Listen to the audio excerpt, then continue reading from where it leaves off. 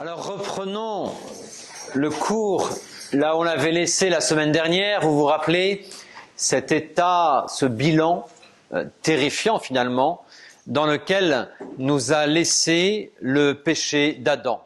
Le premier péché, le péché originel, non seulement parce qu'il se situe à l'origine de notre histoire, mais parce que, il se transmet à chacun d'entre nous. Et nous avons vu combien nous en portions les blessures. Je crois qu'il est très important de s'en rendre compte pour réaliser combien nous avons besoin d'un sauveur.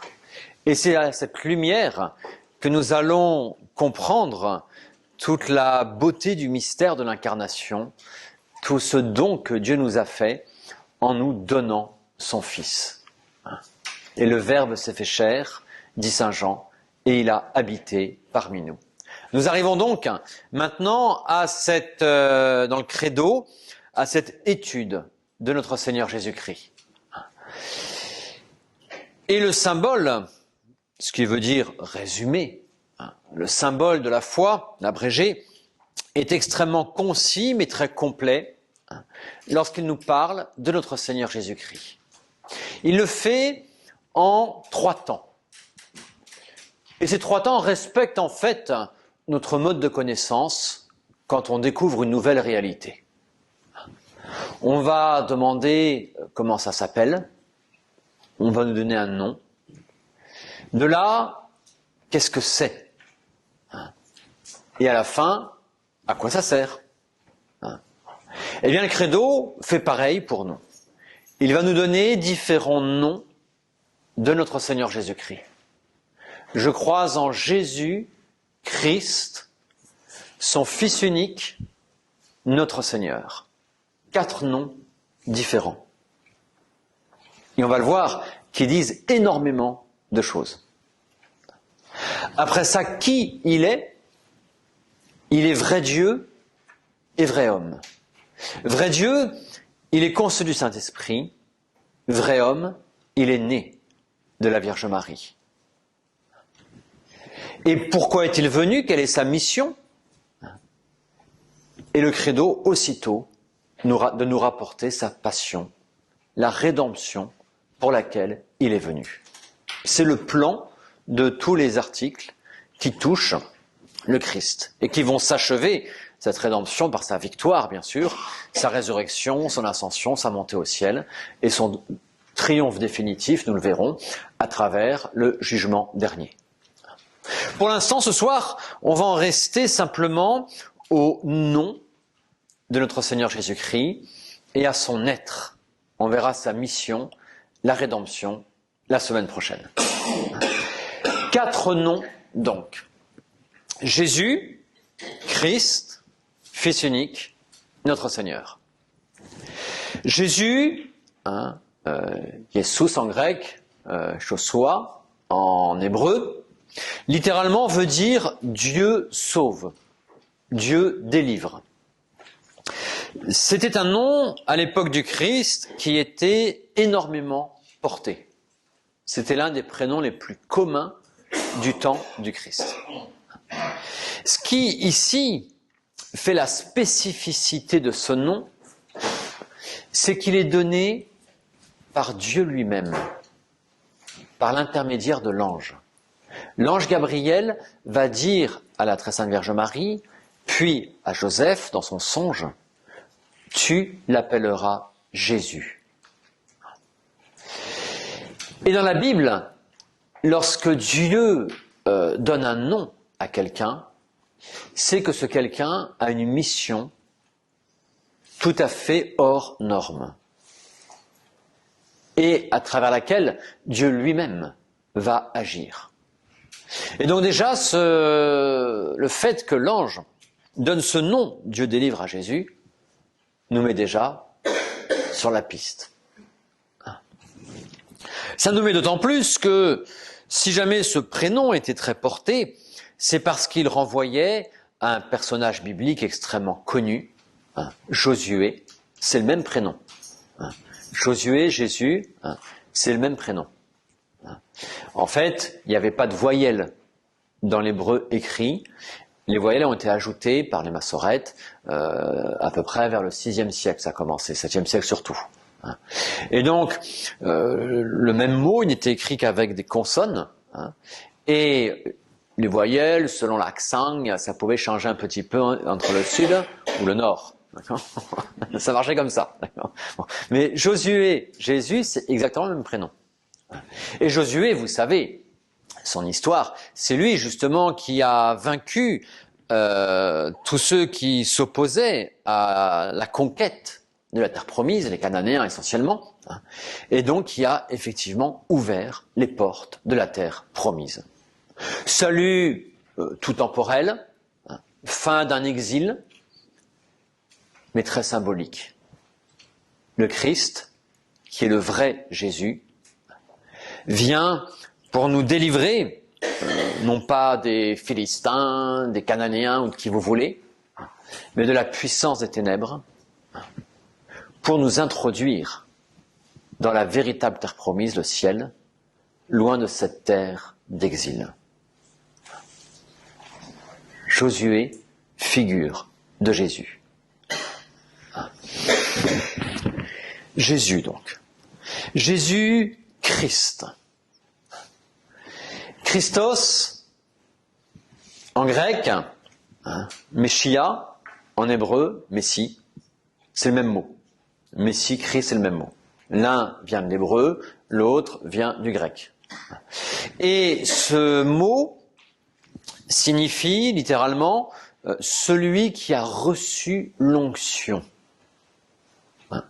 Une onction d'huile, une onction sainte, une onction sacrée. Bon. Et donc effectivement, les Juifs attendaient le Messie, celui qui recevrait l'onction de Dieu. Quelle serait cette onction? Les Juifs ne savaient pas trop. Et c'est pour ça qu'il y avait chez les Juifs, avant le Christ, deux tendances. Les uns pour lesquels le Christ serait effectivement l'élu de Dieu, le oint de Dieu, mais ne serait pas Dieu. Et pour d'autres, le Christ serait l'élu de Dieu, mais serait véritablement Dieu. Il y avait, avant l'incarnation, ces deux interprétations, on ne savait pas trop.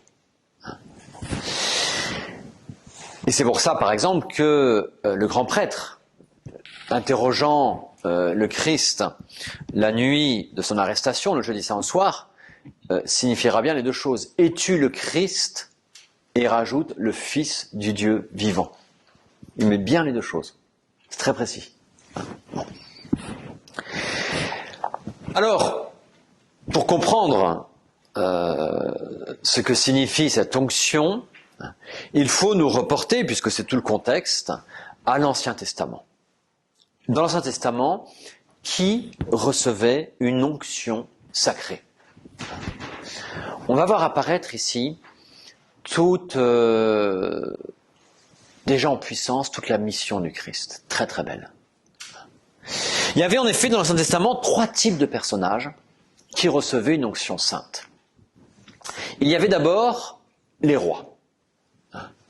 Le premier roi, Saül, va être sacré, oint d'une huile sainte, à la demande même de Dieu, par Samuel. On sacrait les rois par une onction. Et à partir du moment où il y avait eu l'onction, c'était fini, c'était lui le roi. Ça ne se discutait plus. Dieu avait parlé à travers cette onction. Il avait élu le roi. Les rois donc. Il y avait également, deuxième catégorie de personnes dans l'Ancien Testament qui recevaient l'onction, c'était les prophètes. Les grands prophètes, on pense à Élie, par exemple, qui est le plus grand des prophètes, très certainement, sur le mont Carmel. Élie avait des disciples. C'est lui qui a fondé un petit peu, c'est pour ça que les Carmes se revendiquent à très juste titre de lui, parce qu'Élie a fondé, en quelque sorte, la vie monacale, la vie érémitique. Et donc, il avait des disciples. Et parmi ces disciples, il va communiquer son charisme de prophétie, à la demande de Dieu toujours, à l'un de ses disciples, Élisée. Et pour ce faire, il va oindre Élisée, l'onction des prophètes. Troisième type de personnage qui était oint dans l'Ancien Testament, c'était le grand prêtre, qui recevait une onction sainte, une onction sacrée. Le grand prêtre, il n'y en avait qu'un seul dans l'Ancien Testament, nommé à vie normalement. Ça avait changé du temps des Romains, et sans doute à la demande des Romains, on ne sait pas exactement, où le grand prêtre changeait tous les ans. Les Romains, comme ça, voulaient éviter qu'il y ait un pouvoir religieux qui s'installe trop puissamment sur Israël. Et à changer tous les ans le grand prêtre, ils avaient la main dessus.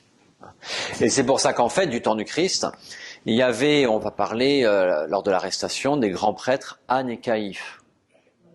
Pourquoi ?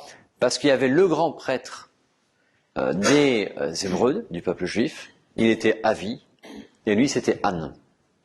Et ensuite il y avait le grand prêtre nommé par les Romains, on jouait un petit peu le double jeu, c'était Caïphe officiellement, mais qui agissait vraiment dans la dépendance de Anne. Ça fonctionnait comme ça. Mais donc il n'y avait qu'un seul grand prêtre. Et ce grand prêtre donc recevait l'onction, et il avait des fonctions tout à fait uniques. C'était le seul qui pouvait pénétrer une fois l'an dans le Saint des Saints, qui était donc le cœur du temple de Jérusalem. Le temple de Jérusalem était divisé en différentes sections. Il y avait le parvis des gentils, donc des païens, le parvis des hommes, des femmes, enfin des femmes, des hommes. Il y avait ensuite le saint, le parvis des prêtres, le parvis des prêtres. Ensuite, il y avait le saint, et tout à la fin, le saint des saints. Et le saint était séparé du saint des saints par un immense voile qui faisait dans les 24 mètres de haut, sur 70 mètres de large, de long, et ce voile était en triple épaisseur. Ouais. Donc le voile faisait en fait 225 mètres de long, en triple épaisseur, c'est monumental. Et personne ne franchissait cela. C'était le lieu de Dieu. Il y avait dans ce Saint des Saints l'arche d'alliance. Et celle-ci dépassait, il y avait donc les hampes pour la tenir, et on faisait dépasser les hampes dans le voile, comme ça le voile du temple montrait des bosselures, ce qui indiquait que l'arche était là. Et le grand prêtre, c'est son privilège, le plus grand, ne rentrait qu'une fois l'an dans le Saint des Saints, là où Dieu parlait, et il y rentrait lors de la cérémonie de la propitiation, en réparation du péché.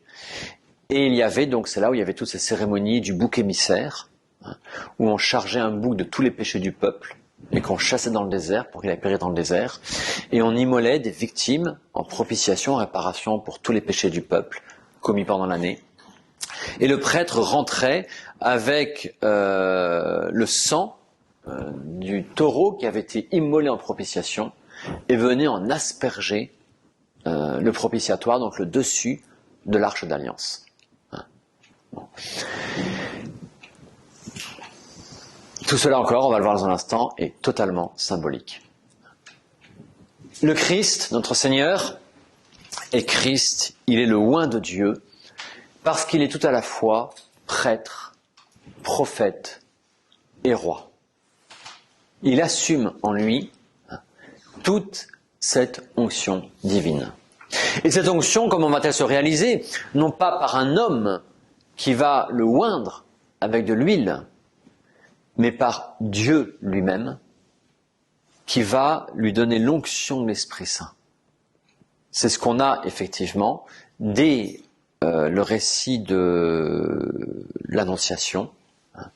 La Vierge demande, mais comment cela se fera-t-il ? On lui annonçait qu'elle concevrait un enfant qui sera appelé Fils du Très-Haut, que son règne sera éternel. Comment cela se fera-t-il ? Je ne connais point d'homme. L'Esprit Saint vous couvrira de son ombre.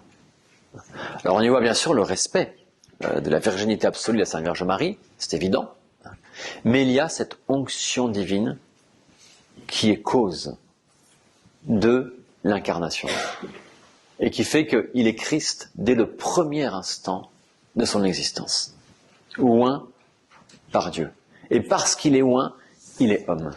Vous voyez, c'est inséparable les deux. Inséparable, c'est au même instant, même moment. Et donc le Christ, c'est ça que nous indique ce mot, est à la fois le véritable grand prêtre, à la fois le véritable prophète et à la fois le véritable roi.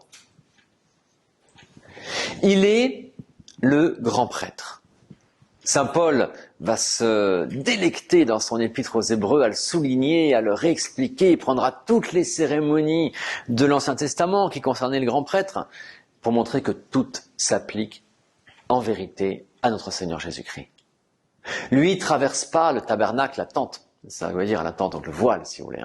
Le temple, vous savez, de Jérusalem, il était donc bâti en dur, de suite, parce qu'il a été détruit lors de la captivité de Babylone. Mais avant qu'il soit construit à Jérusalem, pendant l'Exode, la fin de l'Exode, et pendant des centaines d'années, c'était une tente qu'on démontait, qu'on remontait après chaque halte, et d'où le mot de tabernacle, qui veut dire tente, c'est le même mot. Et donc Saint Paul dit, le Christ, lui, c'est pas un tabernacle fait de main d'homme qu'il a franchi, ce voile impénétrable. Non, non, c'est la porte même du ciel. Ce n'est pas avec du sang de taureau, non, non, c'est avec son propre sang qu'il a franchi, qu'il a ouvert les portes du ciel. Son sang offert en propitiation des péchés. Hic est enim, calix sanguinis mei, pro vobis in effundetur in remissionem peccatorum. Ceci est le calice de mon sang, nouvelle alliance, répandue pour vous et pour beaucoup, en rémission des péchés. Ouais. Le grand prêtre, par excellence. Et il va montrer combien il est le grand prêtre, justement par la liberté totale avec laquelle il se donne. Le prêtre, c'est celui qui immole le sacrifice. Dans la croix, le Christ est à la fois victime, on va le voir tout à l'heure, et à la fois celui qui se donne, celui qui s'immole. Il revendique cela. Il dit, ma vie, nul ne me l'ôte, c'est moi qui la donne. Et à chaque fois que les pharisiens ou les scribes avaient cherché à l'arrêter, pour le lapider, comme ce n'était pas son heure, il passait à travers eux sans qu'ils ne puissent rien faire contre lui. Ma vie, nul ne me l'ôte, c'est moi qui la donne. Et il va le manifester lors de sa mort. Déjà l'arrestation dans le jardin des Oliviers. Saint Jean le rapporte. Qui cherchez-vous? Le Christ prend les devants. Il lui répond Jésus de Nazareth. Et il répond Ego sum. Yahvé, je suis. Et là, tous tombent à terre. Ils ne peuvent rien sans que lui ne se donne. Et il va se donner et il va dire ceci, les apôtres, laissez-les aller. Lui seul se donne. Il se donne. Par amour, évidemment. Cette liberté de son don, jusque dans la croix, va être manifestée. Et ça, c'est le grand prêtre, c'est lui qui s'immole. Juste dans la croix. Tous les évangélistes soulignent ce grand cri que le Christ pousse à l'instant de sa mort. Pourquoi il le souligne? Parce que ce cri est totalement paradoxal, d'un point de vue humain. Les crucifiés mouraient asphyxiés. On les clouait, ou on les ficelait, mais en général c'est plus les clous, au poignet, au pied, et donc à la verticale. Donc le poids du corps fait qu'il s'affaissait. Et donc les bras fermaient les poumons. Il ne pouvait plus respirer. Donc pour respirer, la seule solution c'est s'appuyer sur les pieds et de tirer sur les mains, autrement dit sur les clous, pour pouvoir respirer. D'où tout le supplice de la croix. Et au bout d'un moment, ça pouvait durer très longtemps, le supplice n'ayant plus aucune force, il s'affaissait, il n'avait plus la force de remonter, il ne pouvait plus parler, parce qu'il n'y avait plus d'air dans les poumons. Et en fait, il mourait asphyxié. Vous avez déjà vu un asphyxié pousser un grand cri? C'est pas possible. C'est pas possible. Le Christ montre que c'est lui qui donne sa vie. Il est le prêtre qui se donne. On n'a pas pris sa vie, il la donne. Le grand prêtre. Et comme dans cette cérémonie figurative de l'Ancien Testament, il la donne en rémission des péchés. Pour nous ouvrir ce tabernacle éternel, il dira à son Père au sujet des pécheurs, « Seigneur, pardonnez-leur ». Il dira au bon larron, « Aujourd'hui même, tu seras avec moi dans le paradis ». Il ouvre les portes. Le Christ, le grand prêtre. Et c'est lui qui agit, c'est l'unique grand prêtre. C'est tout le mystère, on le verra, et toute la beauté du sacrement de l'ordre. Les prêtres au pluriel dans l'Église catholique, les évêques, n'agissent que comme des instruments. C'est le grand prêtre, le Christ, qui agit. C'est le Christ qui agit à travers les paroles du prêtre lorsque le prêtre consacre. C'est le Christ qui agit. Comment un homme pourrait dire « ceci est le corps du Christ » ? C'est pas possible, il n'a pas la puissance pour faire ça. C'est le Christ qui agit. Saint Augustin dira Saint Pierre baptise, c'est le Christ qui baptise. Judas, un mauvais, le traître, baptise, c'est encore le Christ qui baptise. C'est toujours le Christ qui agit à travers le ministre. L'unique grand prêtre. L'unique grand prêtre. Et en ce sens-là, oui, il est le Christ, le oint par excellence. Prêtre, prophète. Deuxième nom. Alors, le prophète, il faut peut-être commencer par enlever une ou deux images un petit peu trop simplifiées de notre tête. Le prophète, c'est pas celui qui annonce ce qui va se passer après-demain. C'est pas ça le prophète. C'est pas un devin, ça n'a aucun rapport. Le prophète, c'est celui qui parle au nom de Dieu. Et donc qui parle avec l'autorité de Dieu. Qui parle comme le messager de Dieu, pourrait-on dire. Et effectivement, Dieu étant dans l'éternité, autrement dit, il voit tous les temps en un seul instant, pour lui le futur n'existe pas. Donc il peut très bien dire à son prophète ce qui pour nous va se passer après-demain. Et donc le prophète peut être porteur d'un message sur après-demain. Oui. Quand je dis après-demain, c'est sur le futur, on est d'accord. Et donc c'est comme ça que par exemple les prophètes vont annoncer, on pense à Daniel surtout, la date exacte de la naissance du Christ, quelques centaines d'années auparavant. Parce qu'il parle, il transmet un message de Dieu. Et donc ceci avec l'autorité de Dieu en plus. Un prophète, c'est ça. C'est d'abord celui qui parle au nom de Dieu, avec l'autorité de Dieu. C'est pas ce que je vais consulter pour savoir quel numéro de loto je dois jouer. Non, ça c'est la voyance, c'est pas son truc, d'accord. Aucun rapport.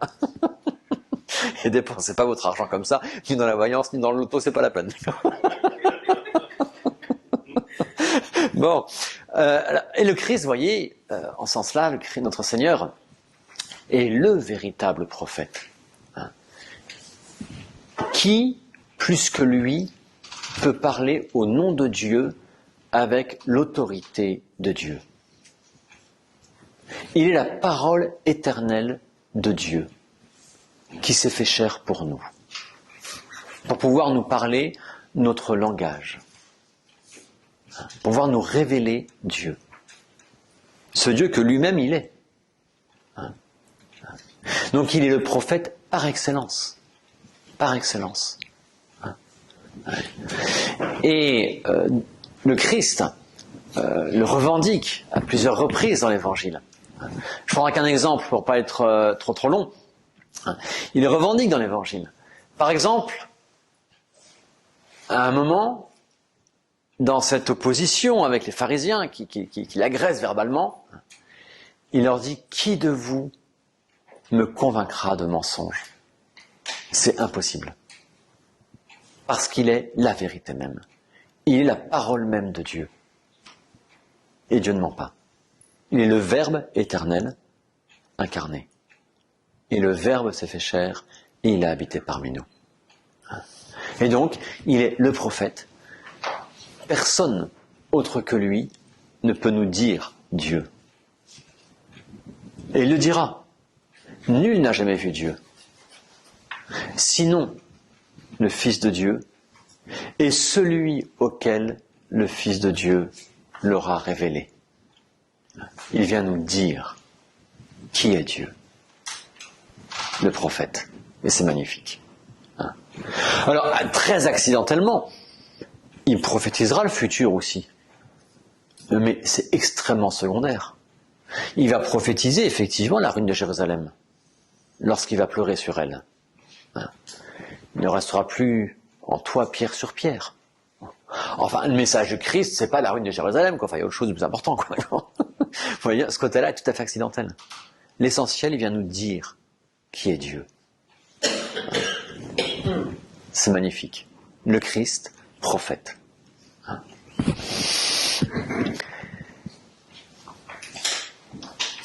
Il dira ailleurs, toujours dans Saint Jean, je ne dis rien de moi-même.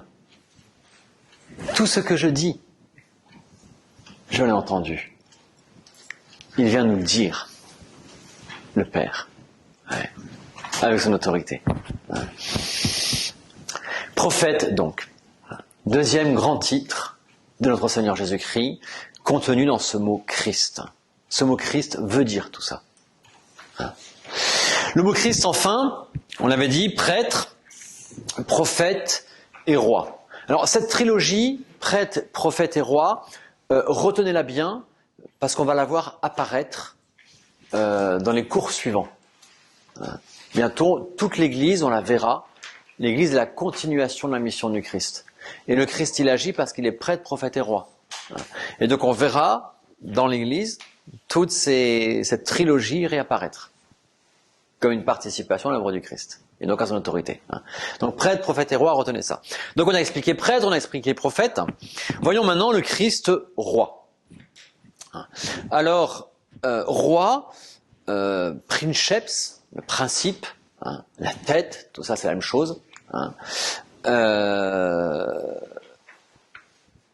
Il est à plus d'un titre. Le Christ en tant qu'homme. Premier titre, tout d'abord, première raison de sa royauté, Dieu, créateur de toutes choses, exerce un souverain domaine sur toutes choses, ce qu'on appelle la providence de Dieu. Même sur le mal, Dieu utilise le mal pour en sortir du bien. Il a utilisé la trahison de Judas pour accomplir son œuvre de la rédemption. D'accord ? C'est pas que Judas a bien fait, non, il a très mal fait Judas. Il a péché, il s'est même pendu, c'est encore pire, d'accord ? Bon. Donc il a péché très gravement, mais Dieu va utiliser le mal pour faire du bien ailleurs, ou autrement. D'accord ? Bon. Donc ça c'est la providence divine qui gouverne tout.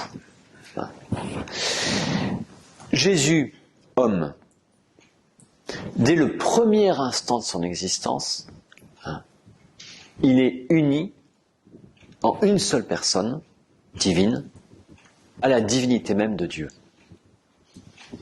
Et en ce sens-là, oui, par le principe même de sa conception humaine, de sa naissance, parce que la personne qui assume son humanité est Dieu, on va le voir, eh bien, il est roi. Il participe au souverain domaine de Dieu sur toute chose. Il partage, c'est pas qu'il participe, il partage, il a ce souverain domaine de Dieu sur toute chose, parce qu'il est Dieu. Parce que son humanité est assumée par la personne divine et unie indissociablement à la divinité. Et on va le voir exercer son souverain domaine sur la nature. Il va calmer les tempêtes d'une parole. Il va multiplier les pains comme ça. Et quand Saint Pierre veut s'opposer à sa passion, dans l'arrestation chez Gethsémani, il commence à sortir le glaive pour combattre. Le Christ lui dit, mais arrête. Si je ne voulais pas, mon Père enverrait des myriades d'anges pour combattre. Il a ce souverain domaine même sur les anges. Oui. Parce que, c'est ça son titre, on dira de royauté de naissance, parce que sa nature humaine est assumée par la personne divine du Verbe éternel. Et parce que, donc, la divinité, la nature divine, lui est indissociablement unie. Et en ce sens-là, c'est un premier titre de royauté. Il y a un deuxième titre de royauté qui est beaucoup plus beau pour le Christ en premier lieu, mais pour nous aussi. On l'appelle la royauté de conquête. Le Christ nous a rachetés du péché. Saint Pierre insistera, il dira, rappelez-vous toujours à quel prix vous avez été rachetés. Le sang du Christ. Et donc, par ce rachat, par cette rédemption, le Christ a effectivement, en quelque sorte, un droit sur nous. Il a un droit sur nous de par ce rachat qu'il a accompli. J'insiste pas trop, on verra ça surtout la semaine prochaine, la rédemption. Mais néanmoins, je vais vous montrer combien cette royauté, c'est justement à ce moment-là que constamment, pendant sa passion, il va la revendiquer. Rappelez-vous, multiplication des pains, Saint Jean, chapitre 6, notre Seigneur nourrit 5000 personnes dans le désert, enfin dans le désert à la campagne, où il n'y a pas de magasin, il n'y avait rien. Il est nourri 5000 personnes comme ça. Résultat, tout le monde veut le faire roi. C'est génial un roi comme ça. On n'a plus à travailler, c'est assistance sociale totale, quoi, d'accord. Et puis même en plus il guérit les malades, donc un roi comme ça, c'est super. Ouais. Ils veulent une royauté temporelle qui leur facilite la vie d'ici-bas. Et le Christ, et puis les apôtres les premiers, ils sont tout contents, ils commencent à se dire, moi je serai ministre de l'économie, c'est sûr. Qui sera le plus grand parmi vous? Voilà, ils en sont là, quoi, ils en sont là. Ils se disputaient les places, en gros, si vous voulez. Et notre Seigneur doit calmer tout le monde. Ils n'ont rien compris. Et donc les apôtres, il les met de côté, il dit, vous traversez la de Tibériade, là vous partez. Ensuite il calme les foules et il s'enfuit. Ça, il n'en veut pas. Il n'est pas venu, si vous voulez, pour améliorer notre condition de vie ici-bas. C'est pas son but. Il n'est pas venu pour nous donner du pain et des jeux. Non, c'est pas son but. D'accord ? Il n'est pas là pour ça. Il est là pour nous faire, on l'avait dit tout à l'heure, le grand prêtre, pour nous faire pénétrer dans l'éternité, dans la maison de son Père. Là où je vais, je m'en vais vous préparer une place. Il y a plusieurs demeures dans la maison de mon Père. Ouais. Donc là, le Christ, vous voyez, la foule le reconnaît comme roi, mais il refuse cela. Il refuse parce que c'est une fausse conception. Beaucoup trop matérielle, temporelle, intéressée de sa royauté.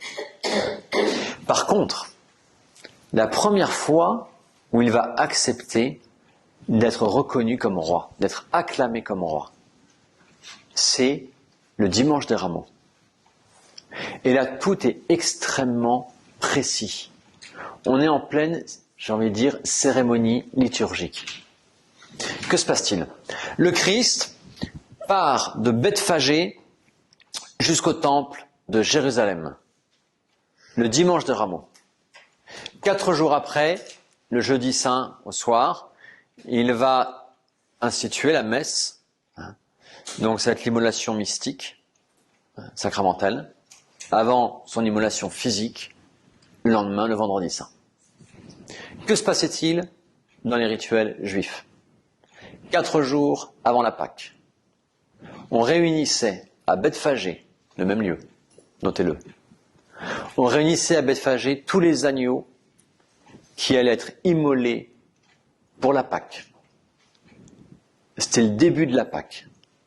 Et il y avait une immense procession festive qui descendait de Bethphagée jusqu'au temple de Jérusalem où c'était l'annonce de la Pâque qui commençait, hein, les préparatifs de la Pâque qui commençaient, et donc où tout le peuple acclamait cette procession. Le Christ, véritable agneau de Dieu, fait exactement cet itinéraire 4 jours avant son immolation mystique à la messe. Et là oui, il veut être reconnu comme roi.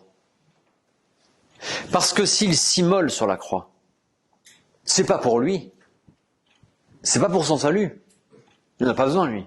Il est Dieu. Hein?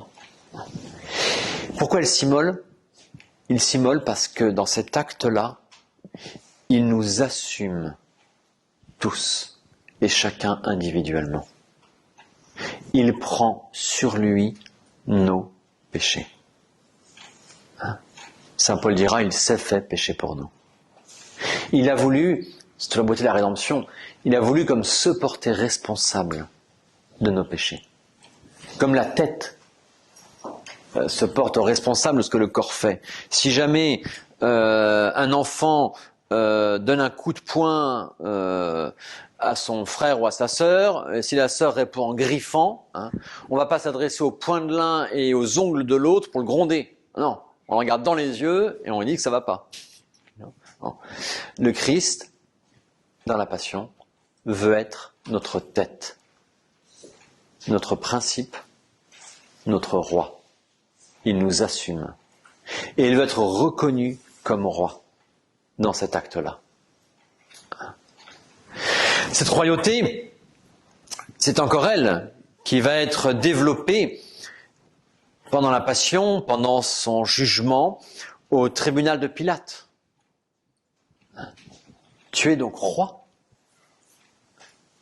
Oui. Mais mon royaume n'est pas de ce monde. Son royaume, c'est l'éternité, et c'est là où il vient nous emmener. Il est venu, comme dit la prophétie, libérer les captifs, pour nous emmener dans sa véritable patrie. Nous sommes concitoyens du ciel. Voilà. Donc il est roi, il le revendique. C'est encore dans la Passion qu'il a voulu être couronné d'épines. Quel symbole! Les épines. Rappelez-vous le péché originel. Qu'est-ce que Dieu a dit à Adam ?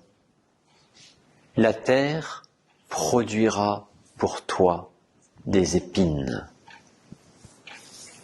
Et le Christ a voulu être couronné d'épines. Il a voulu être ce roi qui assume en lui, pour les renverser, pour en être victorieux, mais qui assume en lui toutes ces épines du péché, toutes ces épines de la révolte contre Dieu. Ouais. Il est roi. C'est encore cet écriteau qui sera mis au-dessus de sa croix, le titulum, hein, Jésus-Christ, roi, Jésus de Nazareth, roi des Juifs. Hein. Pilate se rendait pas compte de ce qu'il écrivait. Hein. Il voulait se moquer des Juifs. Hein. Voilà, ils ont un roi qui est crucifié, qui est un banni, quoi, ouais, qui est un esclave. Il voulait avilir les Juifs. Et les Juifs sont furieux, évidemment. Ils prennent la mouche et réclament à enlever cet écriteau. Hein. Vous voyez, Dieu, la providence, elle a utilisé cette méchanceté de Pilate. Elle a utilisé cette susceptibilité des Juifs pour faire passer son message. Il est là, votre roi. Hein. Isaïe avait prédit, il portera sur son épaule la marque de sa principauté, de sa royauté, la croix. Ouais. Et c'est pour ça qu'il a dit, il avait prophétisé, hein, quand je serai élevé de terre, j'attirerai tout à moi. Le Christ roi. Elle est là, fondamentalement. La royauté de notre Seigneur Jésus-Christ. Elle est là. Et très belle. Très très belle pour nous. Cette royauté, bien sûr, elle est appelée à être vécue par le Christ, ça n'y a pas de problème, il l'a fait, et avec quelle intensité extraordinaire. Hein. Et nous sommes appelés à la reconnaître. Nous sommes appelés à la vivre, nous aussi. Hein. Il est évident que dans la mesure où individuellement nous venons nous soumettre dans cette soumission d'amour au Christ, dans cette dépendance d'amour vis-à-vis de celui qui est notre Rédempteur, qui vient nous réparer donc. Hein. Mais nous sommes les premiers bénéficiaires de cette soumission. Hein. Et la grâce nous restaure. La grâce rétablit en nous, avec le temps, hein, une unité que nous avions perdue. Le péché originel, on l'a vu, nous avait divisés et avait laissé en nous ces blessures du péché très vives, très fortes. Hein. La grâce du Christ, lentement, va remettre tout ça à sa place, hein, pour faire régner en nous individuellement sa charité, hein, sa vérité. Ouais. Il nous restaure. On est les premiers gagnants de cela. Et il n'y a pas de restauration personnelle véritable, authentique et durable sans notre Seigneur Jésus-Christ. Parce que les blessures du péché originel, elles sont universelles. Et elles sont la conséquence de l'offense faite à Dieu. Et c'est dans la mesure où le Christ a assumé cette offense pour la réparer, pour l'expier, pour nous transfigurer derrière, c'est là, et là seulement, qu'il y a le véritable salut individuel de chacun, quelle que soit la vie extérieure, quelles que soient les épreuves, les difficultés, les richesses, la pauvreté, peu importe. Fondamentalement, intérieurement, c'est lui, et lui seul qui nous restaure. Cette royauté, elle est appelée à être vécue par nous, à titre individuel. Elle est appelée à être vécue de la même manière par nos sociétés, il ne faut jamais oublier ça. On est complètement conditionné par un monde laïcard, en pleine révolte contre Dieu. Et à double titre, la royauté du Christ doit être vécue par nos cités.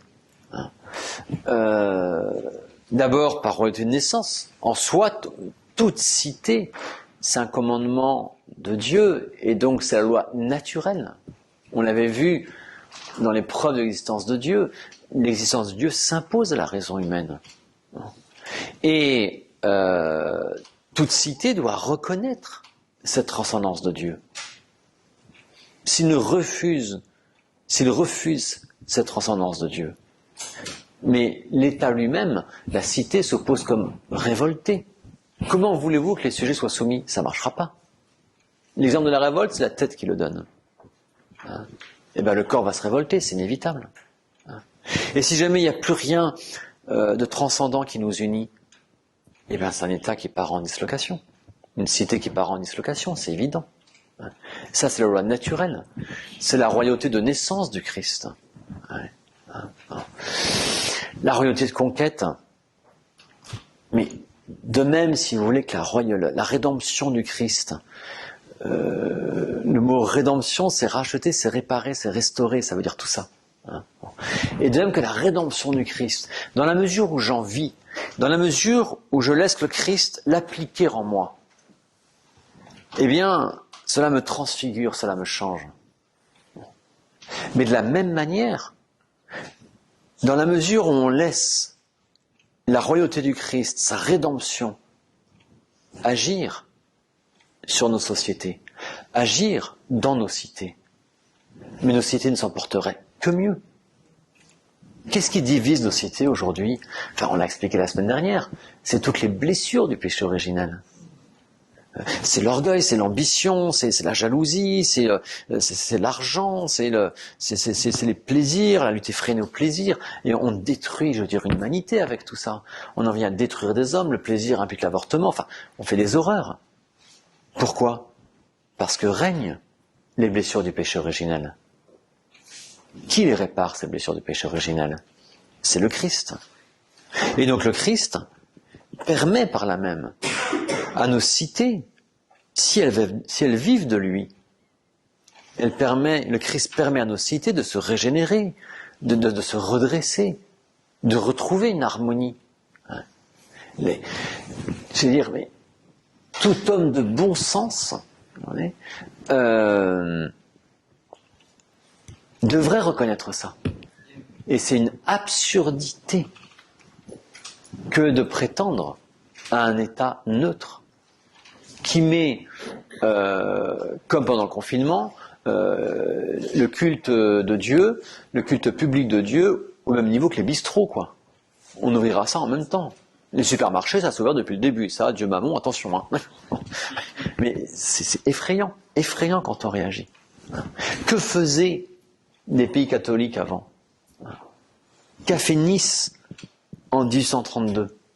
C'est catholique, c'était pas français. À ce moment-là, c'était le royaume de Savoie. C'était un pays catholique. Qu'est-ce qu'il a fait? Il y avait le choléra partout. Et qui arrivait de la France, Paris, Marseille, tout ça, il arrivait sur Nice. Ils ont fait le vœu de Nice à la Sainte Vierge Marie. Ils ont fait ce vœu, procession de pénitence et autres.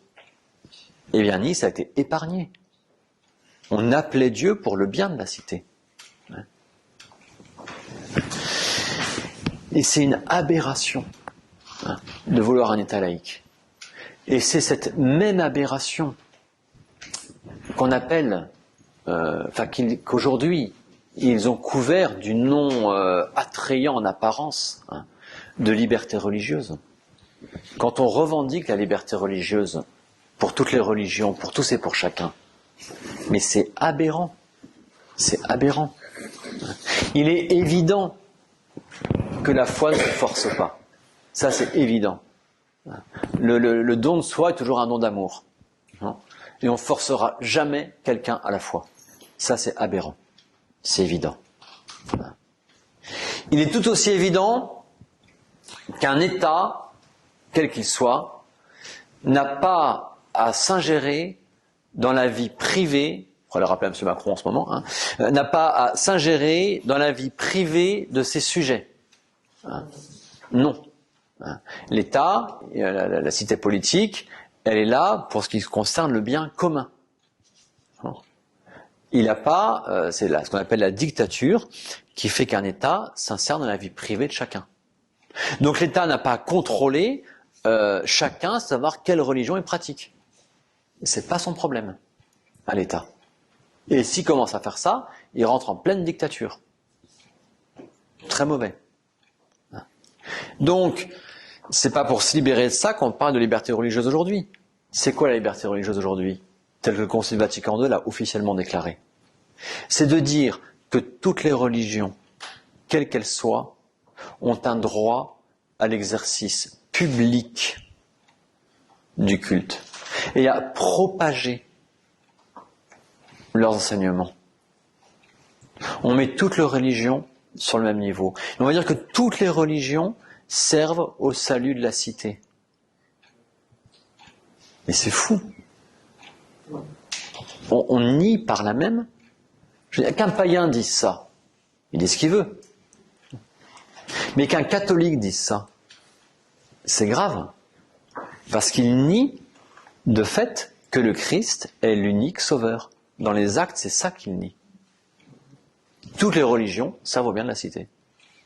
Et donc on crée plus ou moins à la fin une religion universelle. C'est ce à quoi on est en train d'assister. C'est fou. Non. Là, il faut être vraiment convaincu, si vous voulez, de la beauté, de l'efficacité de ce salut apporté par notre Seigneur Jésus-Christ. Il est efficace dans la mesure même où nous nous soumettons à lui, où nous recevons son influx, où nous nous ouvrons à son influx. C'est ça que veut dire se soumettre au Christ. C'est s'ouvrir complètement à son influx. Et là, il restaure les choses. Et dans la mesure où je me referme à son influx, dans cette même mesure, eh bien, il aura moins d'influence sur moi. Et dans cette même mesure, je pourrai retomber dans mes fragilités passées. C'est vrai individuellement, c'est vrai socialement. La cité chrétienne idéale n'a jamais existé. Et elle n'existera jamais. Jamais. Il ne faut pas se leurrer. Mais par contre, on peut largement progresser. Tant au niveau individuel qu'au niveau sociétal, largement. Le Christ roi. C'est tout ce que nous indique, c'est les grandes lignes que nous indique ce mot de Jésus-Christ. Jésus-Christ. Je crois en Jésus-Christ, son Fils unique, on est à dire avant, je crois au Père, Tout-Puissant, Jésus-Christ, son Fils unique. Je ne reviens pas sur ce nom, nous l'avons déjà vu lorsqu'on a abordé la question de la Trinité. Comment, dans l'éternité, de toute éternité, Dieu est Père, et comment le Verbe peut être dit Fils spirituel, en ce sens que l'analogie que nous avons, c'est comme nous concevons les idées, nous concevons une image de nous-mêmes, eh bien, de toute éternité, Dieu se dit parfaitement, absolument, totalement à lui-même. Et le Verbe éternel, on peut aussi l'appeler Fils. Voilà. Et il est unique, parce que c'est l'unique Fils éternel de Dieu. Nous sommes fils. Et à tous ceux qui l'ont reçu, dit Saint Jean, a été donné ce pouvoir de devenir enfants de Dieu. Donc nous sommes fils de Dieu, par le baptême, et par la vie de la grâce en nous. Mais nous sommes fils par adoption, fils adoptif. Lui, il est fils unique de toute éternité par nature. Nous, si on est fils adoptif parce qu'on participe à la vie filiale du Verbe éternel, par nature, nous restons hommes. Tandis que lui, par nature, il est Dieu. Il est Dieu unique, Dieu unique. Donc, oui, il est fils unique. D'accord ? Je crois en Jésus-Christ, son Fils unique, notre Seigneur. Alors, Seigneur, Kyrios en grec, c'est celui qui est glorieux, qui est triomphant. C'est le Christ, autrement dit ressuscité, glorieux.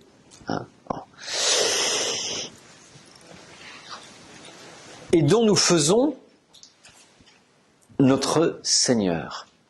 On vient justement faire allégeance à notre Seigneur Jésus-Christ. Nous étions, dit Saint Paul à plusieurs reprises, nous étions sous le joug du péché. Nous étions esclaves du péché. Et d'esclaves du péché, nous devenons serviteurs de notre Seigneur Jésus-Christ. Saint Paul dit en maints endroits, je vous cite par exemple l'épître aux Romains, rendez grâce à Dieu de ce que, ayant été les esclaves du péché, vous avez obéi de cœur à ce modèle de doctrine, le Christ, sur lequel vous avez été formés. Hantés dans le Christ. On vient changer de maître. Par le baptême, et c'est tout le baptême est là, toute la foi, c'est cela, la foi vive, on change de maître. Libéré du péché, on vient faire du Christ glorieux notre Seigneur.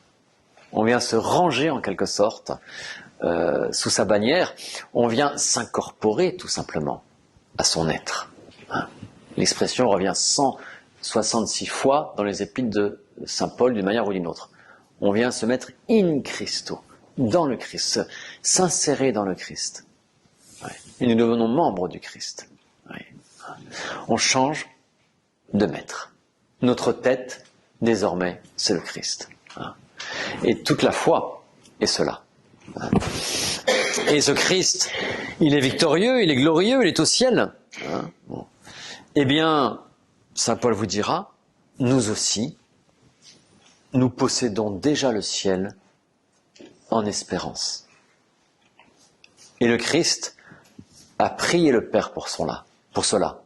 Mon Père, lui dit-il dans la prière sacerdotale, c'est le chapitre 17 de Saint Jean, mon Père, je veux que là où je suis, le ciel, eux aussi y soient. Nous avons, dans la mesure où nous restons un avec le Christ, dans la mesure où nous vivons cette allégeance d'amour à notre Seigneur Jésus-Christ, donc cette obéissance à notre Seigneur Jésus-Christ, dans cette mesure-là, nous sommes certains de notre salut. Certains. Ouais. Et déjà, en lui, nous sommes victorieux.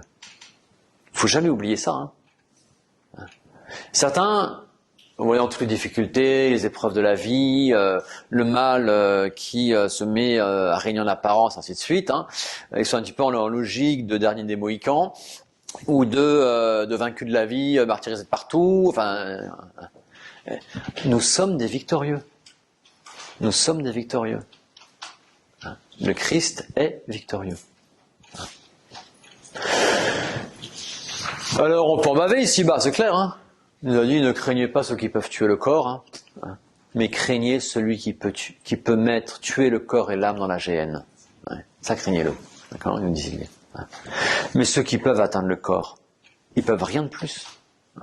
Sinon, nous précipiter l'accès au ciel, hein, avec une palme de martyr en plus, donc ça va bien. C'est vrai, quoi, c'est ça en fait. C'est pas si grave que ça, tout ça.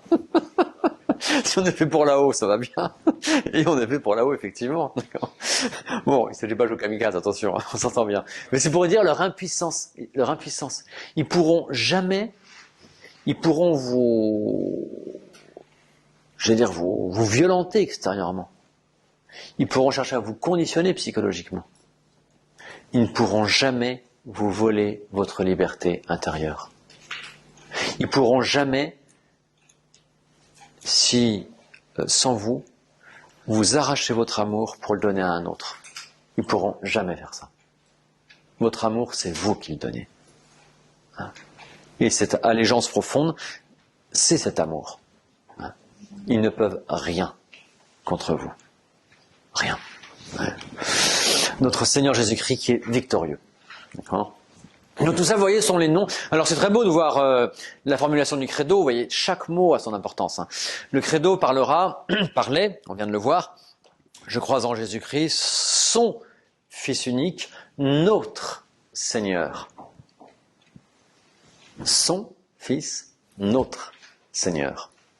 On voit que le Christ ici est le médiateur entre Dieu et les hommes. Il est l'intermédiaire, le pont. Pontife, le pontifex, c'est celui qui fait le pont, justement. Grand prêtre ou pontife, c'est pareil. Le Christ est ce pont entre Dieu et les hommes. Et dans la mesure où nous en faisons notre Seigneur, nous allons à Dieu. Nous sommes dans son Fils. Oui. Tout ce rôle du médiateur de notre Seigneur Jésus-Christ. Donc voilà, ça c'était la première partie du cours, un petit peu longue, mais très belle quand même, j'espère, au moins quant à la matière, sur les noms de notre Seigneur Jésus-Christ. Et vous voyez qu'on a déjà appris énormément de choses sur lui, ne serait-ce qu'en creusant un tant soit peu ses dénominations. Son être, maintenant, le symbole des apôtres l'exprime de manière très concrète. C'est pas un cours spéculatif qu'il nous donne, qui a été conçu du Saint-Esprit, né de la Vierge Marie. Il est intéressant de voir qu'il n'y a qu'un seul sujet dans la proposition. Il a été conçu du Saint-Esprit, est né de la Vierge Marie. C'est le même, qui à la fois a été conçu du Saint-Esprit, et d'autre part est né de la Vierge Marie. Ce qui est souligné ici, voyez, c'est l'unité de personne. Le Christ n'est qu'une seule personne. C'est pas Dieu qui s'est adjoint un être humain personnel, comme vous pouvez vous nommer un adjoint à votre bureau. Non. Et même si cet adjoint était parfait, vous fassiez corps parfaitement l'un avec l'autre, vous comprenez parfaitement, symbiose totale, hein, c'est pas ça en Dieu. Dans le Christ, pardon. Dans le Christ, c'est pas ça. C'est pas deux personnes distinctes. Il y a une seule personne, un seul sujet d'attribution. Il a été conçu du Saint-Esprit et né de la Vierge Marie. Une seule personne avec deux natures. Une nature divine, conçue du Saint-Esprit. C'est pourquoi, disait l'ange, on appellera le Fils du Très-Haut, sa nature divine. Et une nature humaine, née de la Vierge Marie. Vous voyez, le symbole des apôtres nous dit ça de manière très concrète et très accessible à tous. Mais ce qu'il dit, c'est bien cela. Une seule personne divine en deux natures. Et il ne fait par là que résumer tout ce que nous dit l'Évangile. L'Évangile, on le voit par exemple, toujours dans Saint Jean, le Verbe était auprès de Dieu et le Verbe était Dieu. Et le Verbe s'est fait chair et il a habité parmi nous. C'est le même. C'est le même. Et il est Verbe et il est homme. Vous avez le très célèbre passage de l'épître de Saint Paul aux Philippiens, qui sera un petit peu le refrain de la Semaine Sainte. Il n'a pas retenu, alors les traductions sont compliquées, il n'a pas retenu sa condition divine, donc l'éclat de sa divinité. Sa divinité si, mais pas l'éclat de sa divinité. Et il s'est anéanti lui-même, prenant la forme d'esclave, en tout semblable aux hommes. Vrai Dieu, condition divine, il se fait vrai homme.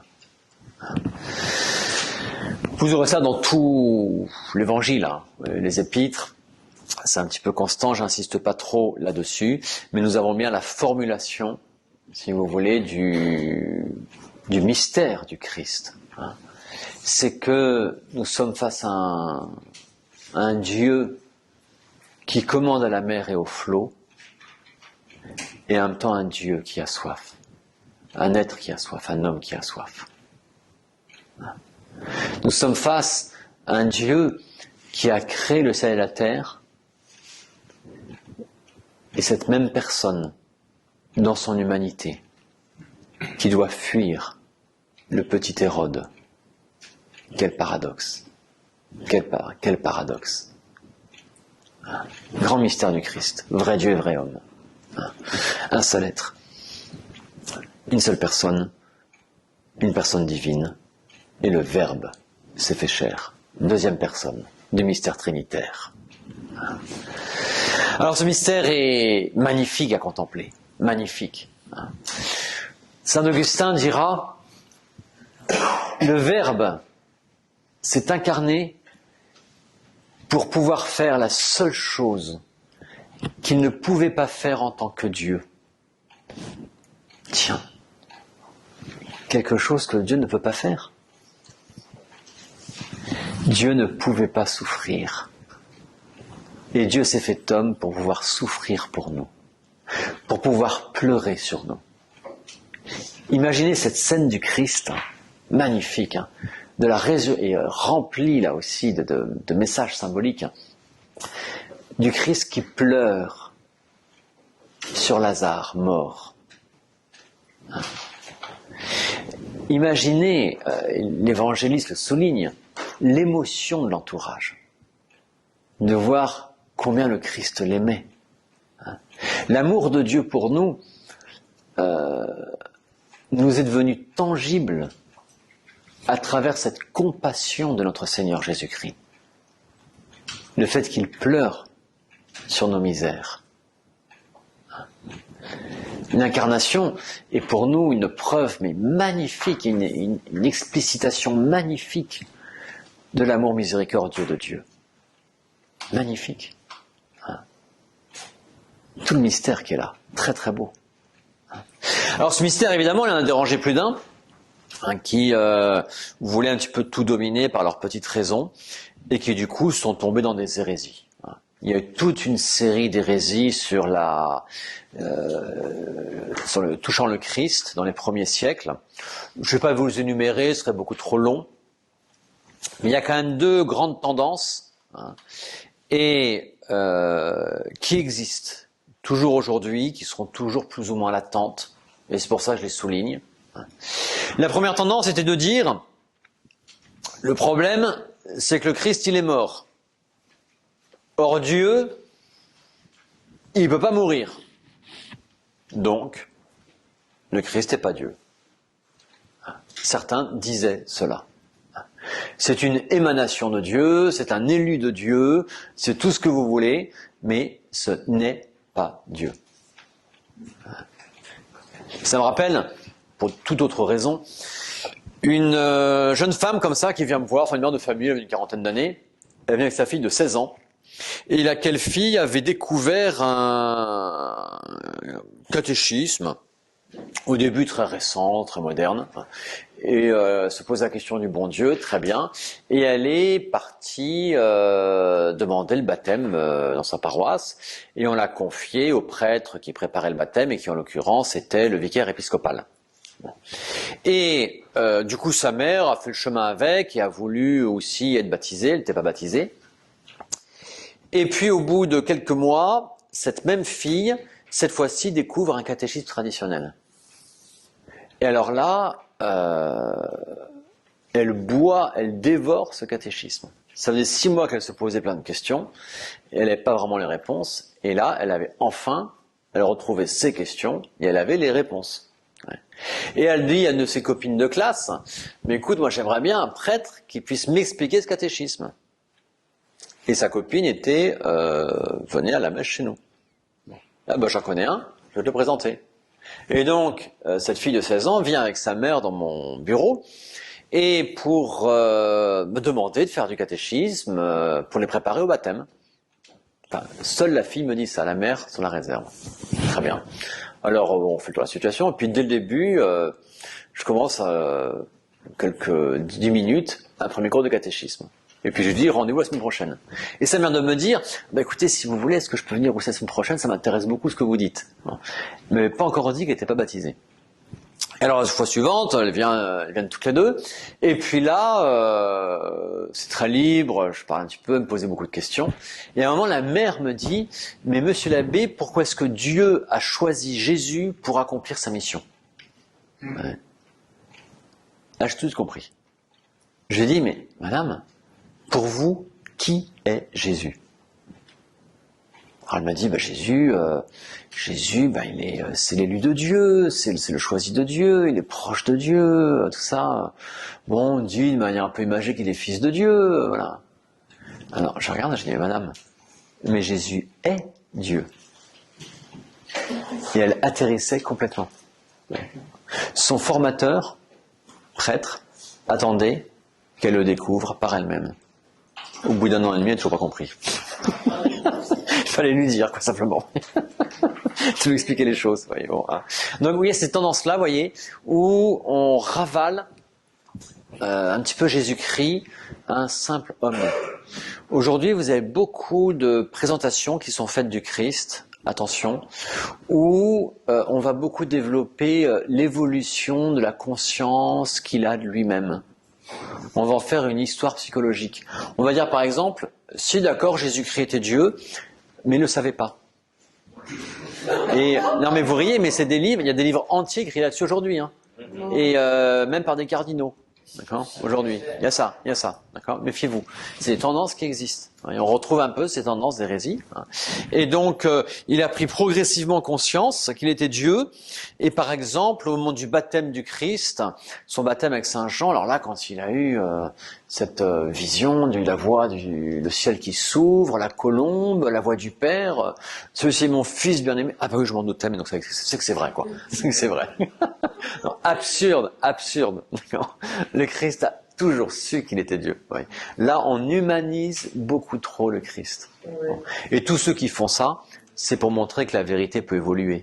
Toujours. Oui. Tout simplement. La vérité, pour eux, c'est une conscientisation progressive des choses. Hein, voilà. Et donc, elle évolue. Hein. Attention. Donc, vous voyez, ces hérésies existent. Alors, pas aussi claires qu'à l'époque, mais les tendances, elles existent. On peut beaucoup trop humaniser le Christ aux dépens de sa divinité. L'islam, c'est un dérivé de ça. Hein. Ah non, oui, de ces hérésies-là, bien sûr, oui, tout à fait. Il a pu se répandre grâce, effectivement, à toutes ces hérésies qui niaient la divinité du Christ, bien sûr. Donc c'est une première tendance. C'est aussi ce qui va donner naissance, ces hérésies-là, par exemple, aux rationalistes du XIXe siècle, qui vont nier tous les miracles du Christ. Non, en fait, le grand miracle de la multiplication des pains, vont-ils dire. C'est pas que le Christ ait multiplié les pains. Il a fait beaucoup plus. C'est que chacun, dans son égoïsme, avait gardé dans sa musette tout son repas. Authentique. Des grands exégètes vous sortez ça aujourd'hui. Voilà. Et donc son grand miracle, c'est qu'en fait il a ouvert les cœurs, et en ouvrant les cœurs, eux ils ont ouvert les musettes. On humanise complètement notre Seigneur Jésus-Christ, on en fait presque un manipulateur en psychologie. Attention, d'accord ? Pour le bien du style. Attention, on humanise beaucoup trop notre Seigneur. On ne regarde que Jésus-Christ homme. Ce qui explique fondamentalement Jésus-Christ, c'est pas d'abord son humanité, c'est d'abord sa divinité. C'est ça qui explique Jésus-Christ. Il est venu nous parler de Dieu. Et pour pouvoir avoir un langage humain, il prend une nature humaine. Pour pouvoir porter nos péchés, eh bien, il va prendre une nature humaine sur laquelle il puisse les porter. Voilà. Et ainsi de suite. Mais ce qui explique fondamentalement le Christ, c'est d'abord sa divinité. Voilà. Alors du coup, il y a les hérésies à l'opposé, qui vont dire, oui, en fait, Dieu, le Christ, il est Dieu, il n'y a pas de problème, hein, mais il n'est pas vraiment homme. Hein. Il a pris une apparence d'homme. Hein. Alors, ils vont nous dire, mais dans la Bible, par exemple, vous avez un petit peu ça. Dans la Bible, il est dit, dans le livre de Tobie, que l'ange Raphaël, qui va accompagner, si vous n'avez pas lu ce livre, lisez-le, il est charmant comme tout, il est plein de leçons morales, il est très très beau, il se lit en 13 chapitres très rapidement. Hein. Et donc Tobie, vous savez, Tobie père est devenu aveugle alors qu'il faisait que du bien partout. Et Tobie fils va aller, à la demande de son père, récupérer une somme qu'on leur devait assez au loin. Et de là, il y a la question du mariage de Tobie fils qui se pose. Bref, Dieu envoie un ange pour accompagner Tobie fils. Et cet ange apparaît sous l'apparence d'un homme. Et qui tout au long, il y aura toute une épopée, je passe. Et à la fin, l'ange va se manifester à eux, comme ange de Dieu, hein, Raphaël, et dira, voyez, j'étais parmi vous et je semblais manger. Mais je suis un ange de Dieu. Un ange n'a pas besoin de manger, il n'a pas de corps. Il dit, voilà, le Christ, hein, c'est très bien, il est Dieu, oui, mais il n'a pas de corps. Il a semblé manger avec nous. Il a semblé pleurer avec nous. Le problème, si c'est ça, c'est qu'il a fait que sembler mourir. En gros, il a fait du cinéma pour nous sauver, quoi. Il nous a pas sauvés en vérité. Ouais. Il est mort en vérité, et c'est pour ça que Saint Jean l'atteste dans son évangile. Celui qui est là en atteste, j'ai vu le sang et l'eau couler de son côté. Il en atteste. Il est mort en vérité. Et parce qu'il nous a sauvés en vérité. Et pour cela, oui, il est homme en vérité. Il faut tenir ce double aspect du Christ. De nature, vrai Dieu, vrai homme, en une seule personne. Cette divinité du Christ, l'Évangile l'affirme à toutes les pages ou à peu près, d'un point de vue apologétique, vis-à-vis donc de ceux qui ne partagent pas encore la foi catholique, ou de ceux qui sont encore en chemin, qui ont encore des doutes, qui s'interrogent, est-ce que vraiment Jésus-Christ est Dieu, est-ce que c'est la vraie religion, ainsi de suite. Est-ce qu'on peut prouver que Jésus-Christ est Dieu ? Oui, bien sûr. Ça se prouve, ça se montre. Je ne veux pas dire que ça se démontre, mais ça se montre. De deux grandes manières. Par les prophéties d'un côté et par les miracles de l'autre. Les prophéties tout d'abord. Notre Seigneur Jésus-Christ a été annoncé des millénaires auparavant. La semaine dernière, on était resté à ce chapitre 3 de la Genèse, avec donc toute cette condamnation du serpent, et puis derrière, le châtiment d'Adam et Ève. Et dans la condamnation même du serpent, qui a précédé le châtiment d'Adam et Ève, il y a un magnifique signe d'espérance, une magnifique promesse donnée aux hommes. Au serpent, il est dit, Genèse 3,15, je poserai, je traduis en français directement, bien compréhensible, mais littéral, traduction littérale, je poserai l'inimitié absolue entre toi et la femme, est-il dit au serpent, au démon, entre sa descendance et ta descendance. La femme venait d'être humiliée, écrasée par Satan, roulée par lui, et du coup dans la dépendance du mal. Eh bien, Dieu annonce le renversement complet. Une femme t'écrasera la tête, la Vierge Marie. L'inimitié absolue. Autrement dit, il n'y aura rien du démon en elle. C'est déjà l'Immaculée Conception qui est annoncée. Et son descendant. Saint Paul précisera combien c'est au singulier, cette expression, le Christ. Nous sommes des millénaires avant notre Seigneur Jésus-Christ. Et toute l'histoire de l'Ancien Testament a comme fil d'Ariane la venue de notre Seigneur Jésus-Christ. Et les prophètes vont multiplier les précisions, annonçant les modalités de sa venue. Et voici qu'une vierge enfantera, concevra et enfantera un fils. La datation, la crèche avec l'âne et le bœuf, c'est Isaïe. Tous les détails de la passion du Christ, décrits par les prophètes. Tout à l'avance. Cette science-là, seul Dieu peut l'avoir. Or, ces mêmes prophètes, pendant qu'ils nous annoncent tout cela, des siècles à l'avance, en même temps, ils nous disent que ce personnage-là sera Dieu. Je vous citais Isaïe, c'est le plus célèbre parce que il a tellement donné de précision sur le Christ qu'on l'appelle un peu le 5e évangéliste.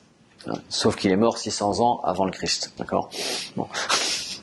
Et à chaque fois qu'il donne ces précisions sur le Christ, il rappelle sa divinité. Un petit peu comme un refrain. On l'appellera Emmanuel, Dieu avec nous. Ailleurs, on l'appellera Dieu, fort, prince du siècle futur, roi du siècle futur. Ouais. Ces mêmes prophètes annoncent en même temps tous les détails à venir de la vie du Christ et en même temps sa divinité. Or, seul Dieu peut connaître comme cela tous les détails du futur. C'est donc Dieu qui parle et c'est Dieu qui nous dit « il sera Dieu ». C'est Dieu lui-même qui nous le dit. Aucun fondateur, entre guillemets, de religion, double guillemets, n'a été prophétisé. Qui s'appelle Mahomet, Bouddha, tout ce que vous voulez, Krishna. Jamais. Jamais. D'accord ? C'est le seul. Et prophétisé, annoncé comme Dieu. Première manière de montrer effectivement la divinité de notre Seigneur Jésus-Christ à quelqu'un qui s'interroge, qui n'est pas encore sûr, qui tâtonne. Deuxième manière de montrer sa divinité, c'est à l'aide des miracles. Là, il faut tout de suite distinguer dans les miracles. Il y a une tendance aujourd'hui à courir après tous les phénomènes un peu extraordinaires. Oh, il y a imposition des mains, il se sent mieux, il se sent guéri, ainsi de suite. On court après les prodiges. Le Christ nous a dit, méfiez-vous des faux prodiges. Qui plus est, sur la fin des temps, méfiez-vous des faux prodiges. Il faut se rappeler, quand même, que lorsque Moïse va voir Pharaon pour le convaincre de libérer le peuple hébreu afin qu'il aille à ce rendez-vous avec Dieu sur le Sinaï, il va y avoir les 10 plaies d'Égypte qui seront miraculeux, ce sont des prodiges que Moïse fait avec le bâton que Dieu lui a donné, qui était devenu entre ses mains un serpent puis redevenu un bâton. Et donc Moïse va faire descendre comme ça les calamités sur l'Égypte, les sauterelles, les grenouilles, l'eau du Nil qui se change en sang, enfin tout ça, bref. Et Pharaon fait appeler ses mages qui vont faire la même chose. Donc les prodiges ne sont pas une marque de la divinité. Il y a des miracles, certains miracles qui, eux, ne peuvent relever que de Dieu. Dieu seul est créateur. Le démon n'est pas un créateur. Et donc, quand par exemple à Lourdes, vous avez, alors j'ai plus les détails parce que je les oublie au fur et à mesure, mais un malade qui vient et lui manque un élément dans l'œil, qui fait qu'il ne peut pas voir, il est aveugle parce qu'il lui manque un élément dans l'œil. C'est médical, c'est prouvé, ainsi de suite. Non. Il voit, il se rince à l'eau de Lourdes, il prie et tout d'un coup il voit. Dans la foulée, on examine et cet élément de l'œil qui manquait est là. Ben ça c'est un élément de création, d'accord ? Un élément de création. Plus encore, bien sûr, Dieu seul est maître de la vie et de la mort. D'accord ? Jamais le démon ne pourra ressusciter. Jamais, jamais, jamais. Il n'a pas de pouvoir sur la vie et sur la mort. Vous allez me dire, il y a des prophètes qui ont ressuscité. Et oui, bien sûr. Élie a ressuscité, Élisée a ressuscité, plusieurs ont ressuscité. Enfin, on fait des résurrections. Dans le Nouveau Testament, des saints ont produit des résurrections. Saint Dominique, qui a fondé Dominicain, il a ressuscité 3 morts quand même. Pas mal. Et c'est pas le seul. C'est pas le seul. D'accord ? Bon. La grande différence, l'énorme différence, c'est que ces prophètes de l'Ancien Testament ou ces saints du Nouveau Testament ressuscitent en invoquant le nom de Dieu. Et pour le Nouveau Testament, le nom de notre Seigneur Jésus-Christ. Ils font ça au nom d'eux. Le Christ fait ça par sa propre puissance. Et il l'explicitera de manière extrêmement claire pour sa propre résurrection. Lorsqu'il dira « Afin que vous sachiez que j'ai le pouvoir de donner ma vie et de la reprendre. J'ai ce pouvoir. » Jamais un Saint-Dominique, un Élisée, qui vous voulez, n'ont parlé comme ça. Ils ont imploré le ciel pour pouvoir, si Dieu le veut, redonner vie à cet enfant, à cette personne. Le Christ revendique cela. J'ai le pouvoir. Et il le fait, il ressuscite. Ça, c'est proprement divin. Ouais. Et donc, il atteste avec la puissance divine les propos par lesquels il s'affirme lui-même comme Dieu. Avant qu'Abraham fût, je suis. Il atteste ces paroles, la crédibilité de ces paroles, par des miracles qui ne relèvent que de Dieu. C'est la deuxième manière de prouver aussi l'existence, enfin la divinité, de notre Seigneur Jésus-Christ. Bon, je vous dis ça juste un petit peu en annexe de ce cours. C'est moins nourrissant pour vous, mais par contre, ça peut être utile des fois dans des discussions avec autrui d'avoir ces quelques arguments-là. On a vu donc les noms du Christ. On a vu son être, une seule personne, vrai Dieu, vrai homme. Reste à voir sa mission, le plus beau, ce qu'il a fait pour nous, la rédemption. Ça sera la semaine prochaine.